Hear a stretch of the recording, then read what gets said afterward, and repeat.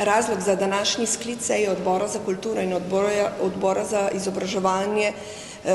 je v tem, da smo prejeli v poslanski skupini Nove Slovenije številna pisma, številne prošnje, številne pozive, da je potrebno nekaj ukreniti na področju javnih zavodov, ki jih vlada ni vključila v sistem reguliranih cen. To je velika težava, to je nepredvidljiva zima in seveda tudi pogled proti zaprtju knjižnic, proti likvidnim težavam. Zadeve se prenašajo na lokalne skupnosti. S te strani lahko pozdravim seveda, da se je skupnost občin vseh teh organizacijskih oblik dogovorila z vlado za prihodnje 2 leti dvig povprečnine na 700 evrov, vendar to ni dovolj, ker imajo vsi ti javni zavodi tudi ostale materialne in vzdrževalne stroške, ki so se seveda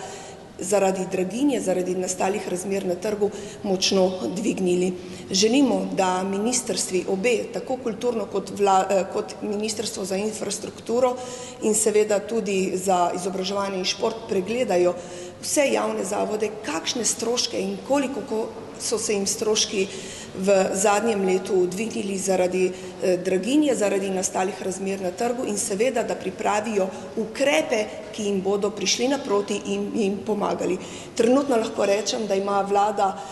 je vlada uspešna z draginjo zaradi tople jeseni, vendar vsi vemo, prihaja mrzla zima in pod vprašanjem so vsi ti javni zavodi, na katere je vlada žal pozabila in danes ravno na te opozarjamo.